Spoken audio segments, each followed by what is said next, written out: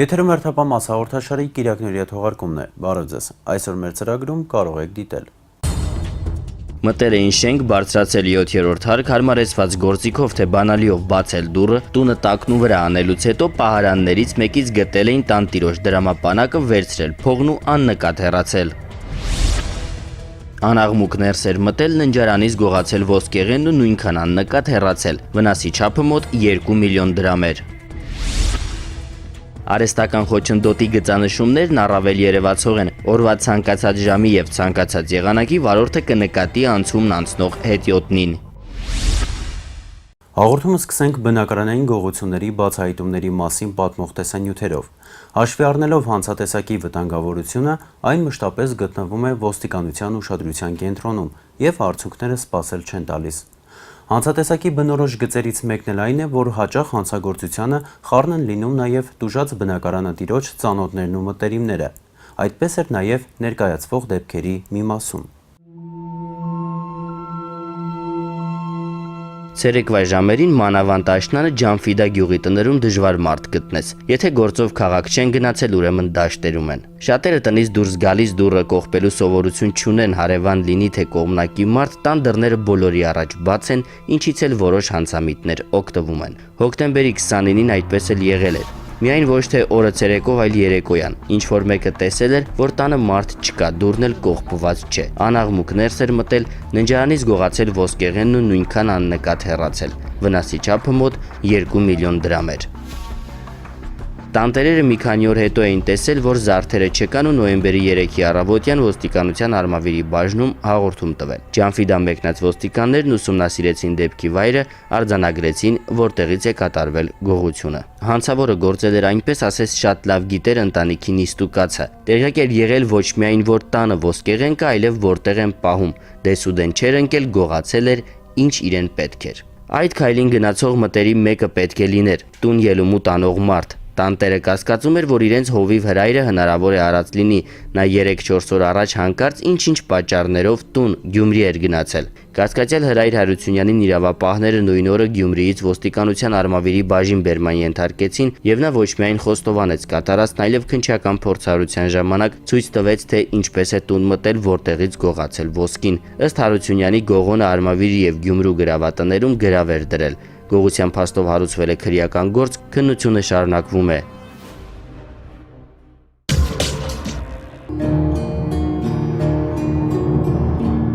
Նոյեմբերի 6-ից 8-ը Բաբաջանյան փողոցի շենքերից մեկում գողություն էր կատարվել։ Անհայտ անձը կամ գուցե անձինք մտել էին շենք, բարձրացել 7-րդ հարկ, հարմարեցված գործիքով թե բանալիով բացել դուռը, տունը տակնու վրա անելուց հետո պահարաններից մեկից գտել էին տանտիրոջ դրամապանակը, վերցրել փողն ու աննկատ հեռացել։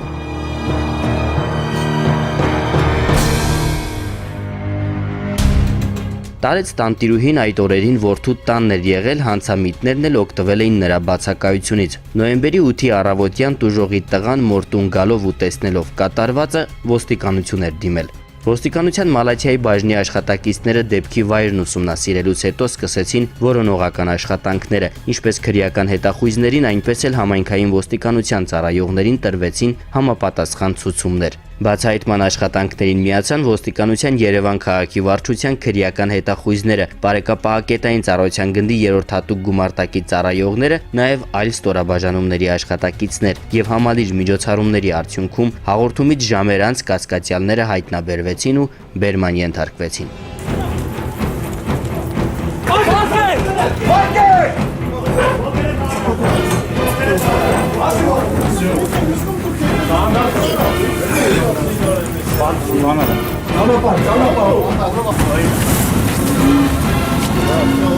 Ոստիկանության Երևան քաղաքի վարչության քրեական հետախուզության բաժնում տեղեկություններ էին ստացվել, որ Անդրանիկի փողոցի բնակիչ Հարություն Ներսեսյանը մայրաքաղաքի տարբեր վարչական տարածքներից կատարում է բնակարանային գողություններ։ Ստացված տեղեկության մշակման ընթացքում հայտնի դարձավ նաև, որ վերջինիս հանցակիցն է հանդիսանում Ավան թաղամասի բնակիչ Հարություն Տեր-Հովսեփյանը։ Հետագա ձեռնարկված միջոցառումներով պարզվեց, որ Բաբաջանյան փողոցի շենքերից մեկում կատարված բնակարանային գողությունը նույնպես նրանց ձեռքի գործն է։ Դեպքից ժամեր անց Անդրանիկի փողոցում գործող ռեստորանային համալիրներից մեկի մոտից վերջիններս բերման ենթարկվեցին ոստիկանության մալացիայի բաժին։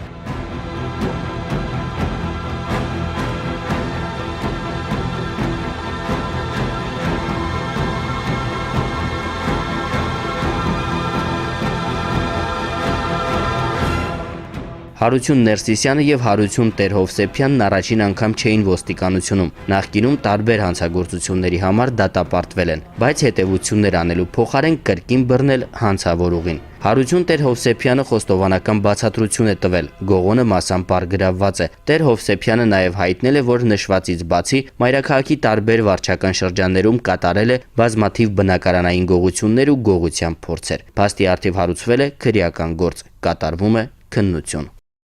Ճանապարհային ոստիկանության գիշերային ծառայությունը կարող է եւ սովորականից վտանգավոր լինել, եթե հանդիպում են ալկոհոլ չարաշահած վարորդի։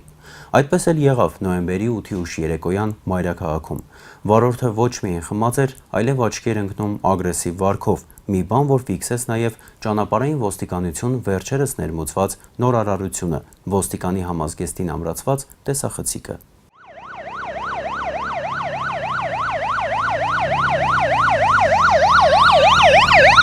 Ճանապարհային ոստիկանությունը պարբերաբար կազմակերպում եւ իրականացնում է երթևեկության անվտանգության ապահովմանն ուղղված միջոցառումներ։ Նրանց առաջնային խնդիրներից է երթևեկության մասնակից ոչ սթափ վարորդների հայտնաբերումը, ինչի ուղղությամբ իրականացվում է ամենօրյա հետևողական ու կանոնակարգված աշխատանք։ Նոյեմբերի 8-ին ճանապարհային ոստիկանության առաջին սպայական գումարտակի ծառայողները խմած վարորդներ հայտնաբերելու նպատակով Երևանում իրականացնում էին հերթական ուժեղացված ծառայությունը։ Գումարտակի 4-րդ դասակի տեսուչներ Ռուստամ Ավետիսյանն ու Էդուարդ Դավթյանը ծառայության ժամանակ Հալաբյան փողոցում կանգնեցրել են այս Հոնդան։ Կանգնեցնելուց հետո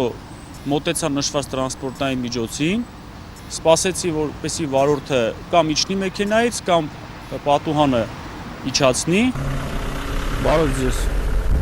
Շատ բարև ձեզ։ Ճանապարհային ոստիկանությունից Ավետիսյան։ Մենք ինչ հարց կա, որ մեզ կայնացրել եք դուք։ Միջոցառում է։ Ընկեր, չկա միջոցառում, ինչ հարց կա, որ կայնացրել եք դուք։ վարորդներին հայտնաբերելու կապակցությամբ միջոցառում է արգել է։ Ընկեր, խնդիր կա, որ ինձ կայնացրել եք։ Նո ասեցի ինչ համար են կանգնացրել։ Ընկեր, խնդիր տեսել եք իմ հետ կապված, որ կայնացրել եք։ Ընկեր, դու ոնց որ ես քեզ հարց եմ տալի, խնդիր կա, որ կայնացրել եք։ Միջոցառումը խմիչք օգտագործած վարորդներին հայտնաբերելու կապակցությամբ ոնց որ գնացի, ընկեր։ Ոչ է կարող գնաք։ Վարորդը ոչ միայն հրաժարվեց փաստաթղթերը ներկայացնելուց, այլև ագրեսիվ վարքագիծ դրսևորեց։ Ընկեր, լավ է, նորմալ է։ Շուտ խախտում ա եղել, հա։ Լավ եմ անում, ընկեր։ Նստի ավտոն, հա։ Ընկեր, օրեսի բեսանտարեք։ Փորձեցինք տվյալ տրանսպորտային միջոց եւ վարորդին տեղափոխելու տրանսպորտային միջոցը հատուկ պահպանվող տարածք, վարորդին էլ տեղափոխելու համապատասխան բուժ զննության, որպեսզի որոշենք սթափության աստիճանը։ Բարև ձեզ։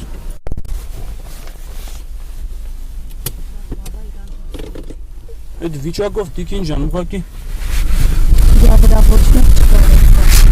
Մենք փորձում ենք շարժվել հատուկ պահպանման տարածք, այդ ընթացքում վարորդը անսպասելիորեն հարվածեց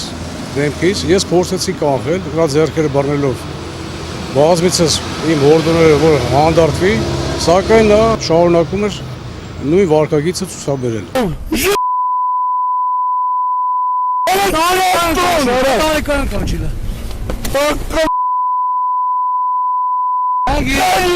Հանգիստ։ Ավտորա։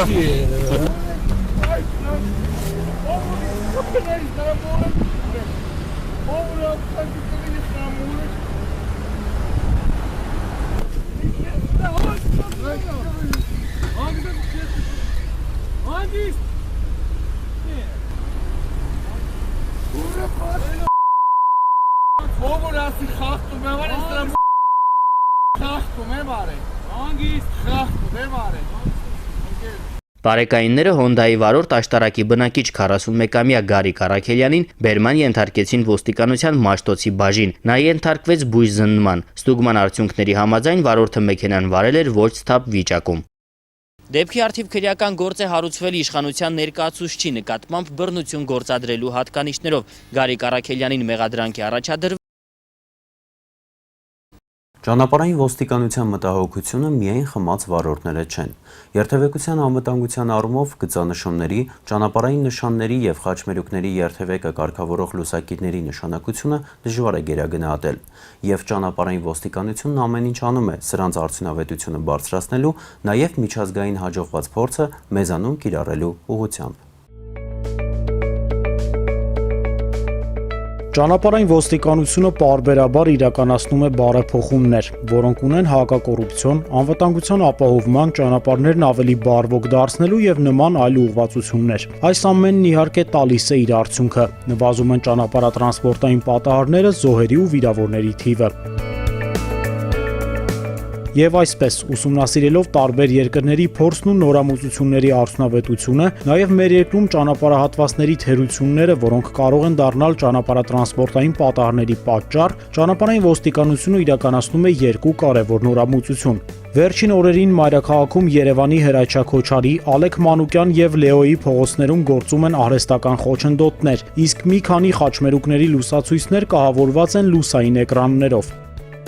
Ինչ ասել է արհեստական խոչընդոտ։ Դա նույն հետիոտնային անցումն է, որի մակարդակը մի քանի սանտիմետրով բարձր է ճանապարհի մակարդակից։ Մինչ արհեստական խոչընդոտին հասնելը կտեսնեք համապատասխան ճանապարհատրանսպորտային նշանները, կիչեցնեք արագությունը և չափազանց զգույշ կանցնեք արհեստական խոչընդոտի վրայով։ Բոլոր վարորդները կհաստատեն, որ գիշերվա ժամերին հետիոտնին դժվար է նկատել։ Արհեստական խոչընդոտի գծանշումներն առավել երևացող են օրվա ցանկացած ժամի և ցանկացած եղանակի վարորդը կնկատի անցումն անցնող հետիոտնին։ Դա արվել է չկարգավորվող հետիոտնային անցումների անվտանգության ապահովման նպատակով։ Երևան քաղաքում ճանապարհային ոստիկանության կողմից որոշվել է Երևանի քաղաքապետարանի հետ համատեղ, որտեղ որ կան դպրոցներ եւ այն վայրերում, որտեղ որ շատ հետիոտներ են անցնում, կառուցենք նման տիպի հետիոտնային անցումներ, որպեսզի ապահովենք մեր քաղաքացիների անվտանգ երթևեկությունը։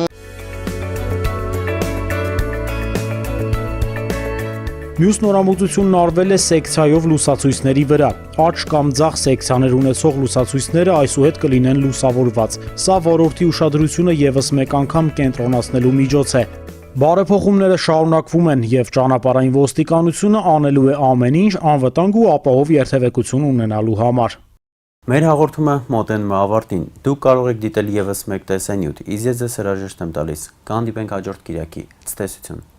Արդեն 11 տարի ոստիկանության զորքերի հատուկ նշանակության 1031 զորամասը կատարողական բարձր մակարդակով ու կանոնադրային ճշտությամբ կատարում է առջև դրված խնդիրները՝ հասարակական կարգի պահպանություն, հայեկի ֆիզիկական պահպանություն ու պաշտպանություն, հատուկ գործողությունների իրականացում։ Զորամասի կազմավորման 11-րդ տարեդարձի առթիվ նոյեմբերի 11-ին զորամասում կազմակերպվել էր տոնական միջոցառում։ Ներկա էր ոստիկանության զորքերի հրամանատար գեներալ լեյտենանտ Լևոն Երանոսյանը, միջոցառման հյուրերն են Հայաստանի պետական տնտեսագիտական համալսարանի ֆինանսատնտեսական քոլեջի ուսանողներն ու դասախոսները։ Զորամասի ծառայողները հյուրերին ներկայացրին զորամասի զինատեսակները, ծանոթացրին դրանք օգտագործելու և կիրառելու կարգին, դաշտային պայմաններում օգտագործվող քարոզչական արկղի նշանակությանն ու ցուցադրեցին ձեռնամարտի և ինքնապաշտպանության հնարքներ։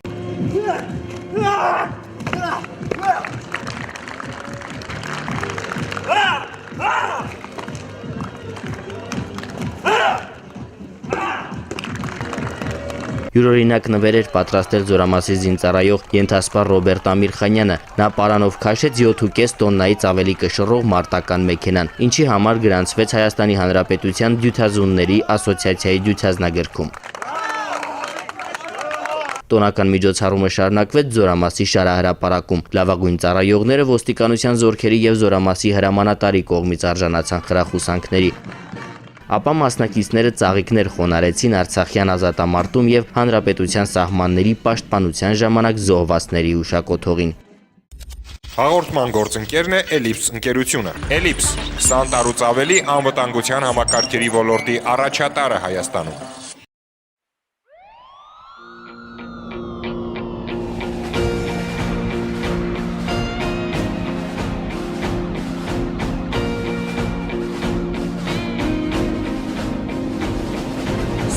արդար, որ անդադար գիտի սարքել հանուն արդարության, հանուն խաղաղության Միտքը սուր, խոսքը ամուր և հուր է աչքերում խավարն այրող լուսավորող մի շող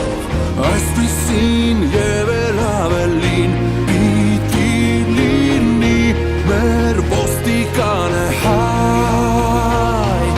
Մեր անդորն ու մեր ամեն նորն է ձեռքերում քո դու եղիր վստահ Ոստիկան իրական մեր կյանքի պահապան Սիրտը քո մեր սրտին մոտ Ոստիկան իսկական օրենքի մեր պաշտպան Ողջ գիշեր, ողջ առավոտ Ոստիկան իրական մեր կյանքի պահապան Սիրտը քո մեր սրտին մոտ Ոստիկան իսկական օրենքի մեր պաշտպան Ողջ գիշեր, ողջ առավոտ Կամքն ուշեղ, կյանքն է արժեք Հրեշտակներ երկրի վրա քայլող Արթուն և մեզ հսկող Իջնասնիվ, փառք ու պատիվ Ամեն օրյա հերոսներին խիսախ Որ քաջ են ու անվախ Այսպիսին և էլ ավելին Պիտի լինի մեր ոստիկանը հայ Մեր անորն ու մեր ամեն նորն է ձեռքերում Քո դու եղիր վստահ Ոստիկան իրական մեր կյանքի պահապան Սիրտը քո մեր սրտին մոտ Ոստիկան իսկական օրենքի մեր պաշտպան Ողջ գիշեր, ողջ առավոտ Ոստիկան իրական մեր կյանքի պահապան Սիրտը քո մեր սրտին